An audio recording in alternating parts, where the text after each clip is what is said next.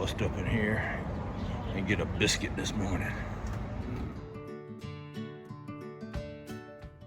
What we're dealing with here is a cheese biscuit with fried tenderloin. It's like a biscuit with like some hoop cheese baked into it. That'd kill a normal person right now.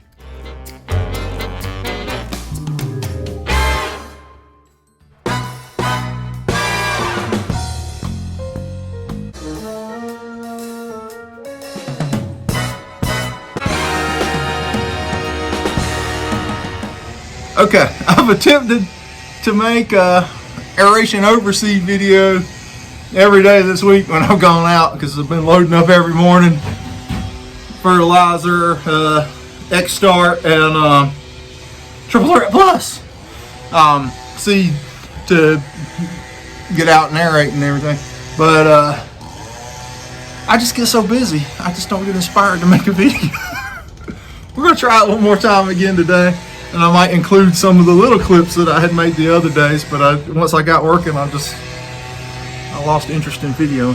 But going out aerating with Jurassic 5000. I'll show you that. The tow behind, super fast way to aerate. And man, it'll pull the plug, but it's a pain in the butt hauling this thing around and then dropping it down every time you got to get over something.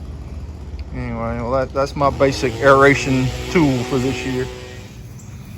It ain't pretty, but I mean, it's poking holes.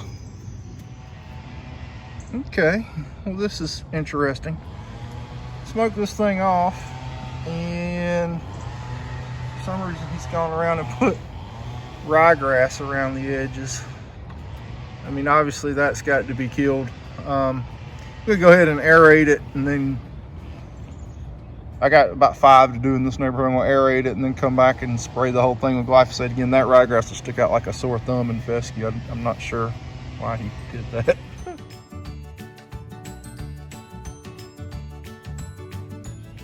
So I'm gonna have to spray this yard out again to get this ryegrass out because it's gonna stick out. But just using this thing. And what I'm gonna do is I'm gonna spray this and do everything else in the neighborhood that I have for today, and then come back and see this side. Hopefully the glyphosate will be dry by then, for one, and two, so I don't have that on my perma-green wheels to be rolling through the good yards. I've got several of them that are like this, just a very few spots in it that are gonna even need any seed, but aeration's kind of rough on them, and the ground over here is not hard at all. So I'm just gonna run out on these with some aerate and probably a little depth 10 plus tenacity, propiconazole, X-Start, and a light application of seed. There's a few thin spots in it, but as soon as the weather came more into fescue zone, all these just perked right back up, and well, not all of them, but many of them perked back up, and you know, look fine now. They don't need very much seed. That one's already done. I'm getting ready to, I did it yesterday as a matter of fact, so this is somewhat false advertising. This just happens to be where I'm parked. But I got one down the street that I'm getting ready to load up with that same concoction and go spray and spread. So I'll take you along. I got me a camera vantage point now. About 16 ounces an acre of sea kelp derived from another Nostradamus. About 16 ounces of that, 32 ounces of the Subvert at 10, 2.5 gallons of liquid magic aerate. Oh my God. Ooh.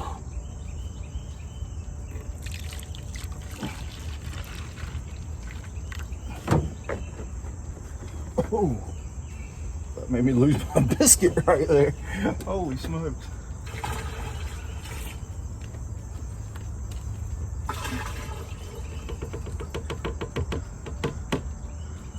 I sprayed some yesterday with 5 ounces of tenacity. There's about that much carrier left in my permagreen, so I'm not going to add any tenacity to that, because I promise it'll do something. In this yard that I'm going to go to has already been sprayed with the higher rate, so it'll actually should work out right on target. And little propiconazole, about 32 ounces of propiconazole.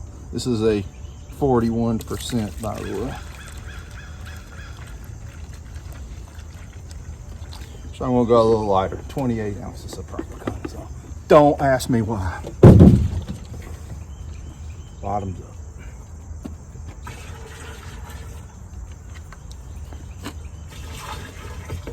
I forgot to put on my gloves, so I'm sure I'll get criticized for that.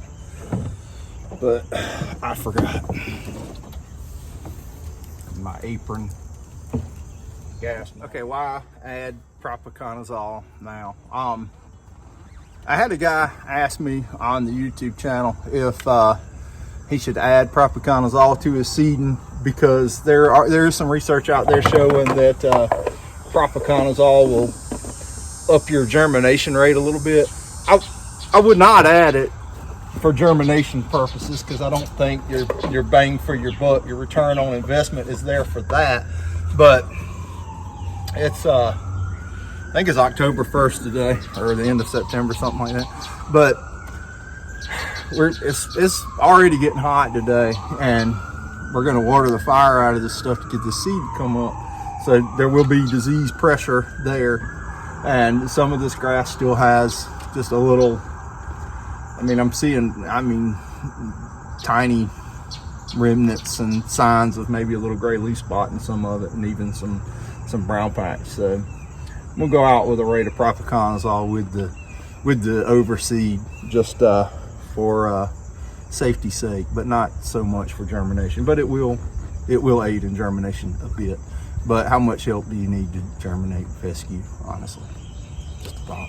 All right, let's go get it.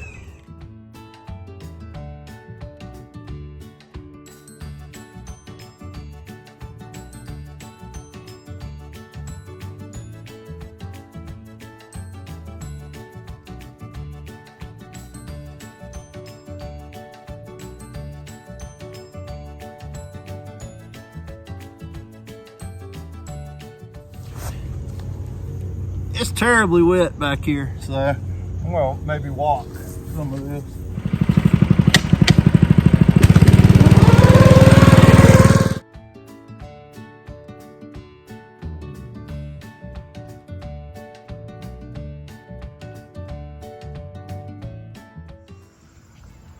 I sprayed this one Monday. It's mostly crabgrass. Ooh, didn't touch that wild violet. Sprayed this on Monday with glyphosate. It's trying to check out. I'm gonna go ahead and scrape it up and seed it. This yard has, the sign's on the mailbox, an underground dog fence, and in the back they got like a patio with some audio wires and stuff running to it. So I could not core aerate here, or I wouldn't core aerate because I was scared I'd get that dog fence. But I drug it with the old walker there.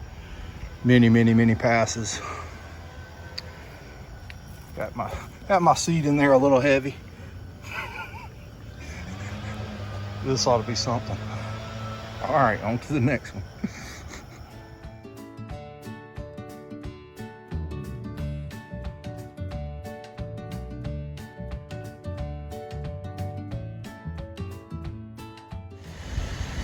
Cameras never do hills any justice.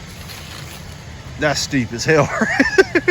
This is a new customer. I'm gonna seed this and give his fescue another shot. They've tried it last year and for years past with other folks and hadn't had much luck. We'll see if I can get anywhere with it. But they offered me a chance to mow it and I declined. I don't want to mess with that. Look at that damn hill. Jeez. All right, let's put the ROPS up on the Jurassic 5000 and see if I can get on it. Target yards across the street here, so there's enough to let me park in the driveway. We're going to get out with the Jurassic 5000 on this. I don't think it's going to do much taping. I don't want to video my demise.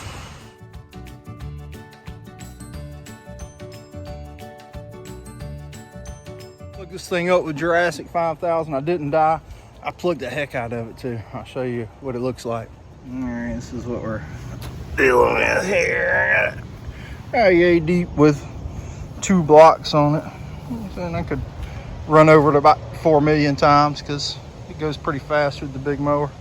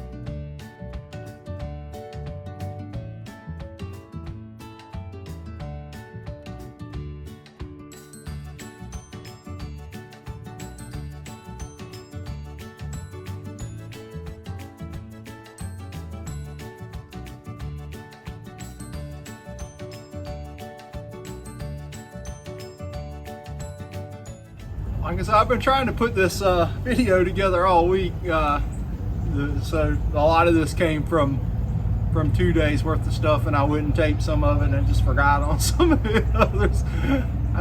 It's been busy. This time of year is always hectic. You see a lot about different methods of fescue seeding, and you saw, I guess I tried to represent some of the different ones that I did in different styles. I don't think it really matters a whole lot. There's some basics in there, in my opinion. You know, you need a good quality seed to be successful in the long run with your fescue turf. Seed to soil contact when you're seeding it is paramount, and a starter with some phosphorus in it seems to be, in my opinion, what you need. All the other stuff, it can help, but is it 100% necessary? No. Anyway, well, I've experienced a few things this week, and I've had some questions come in from some of the folks that watch the videos, and some of them are permagreen related, like to spread seed, take your screen out at the bottom of the permagreen, and as you can see from the video I shot, the seed will roll right out of there.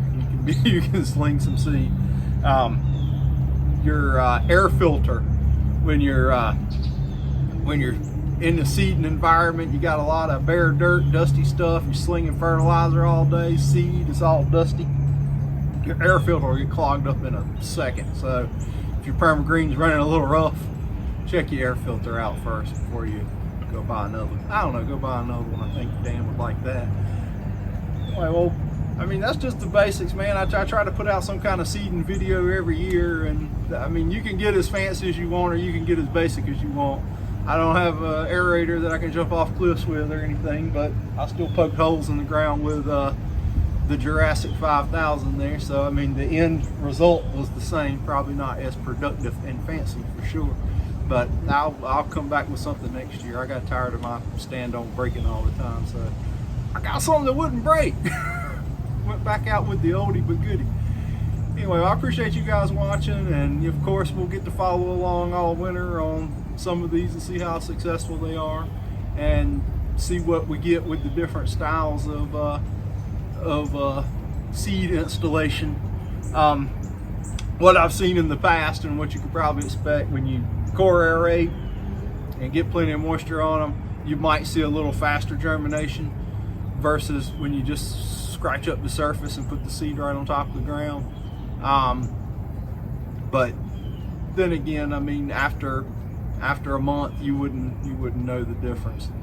And in most cases, I usually see some germination conditions favorable in 4 to 5 days, something like that. Anyway, well, I appreciate you guys watching. Good luck with your seeding. I rode by this bush with the permagreen and this bird fell out. Dang, buddy.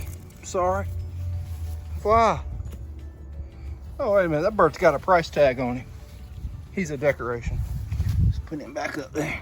There you go, bud. Enjoy yourself.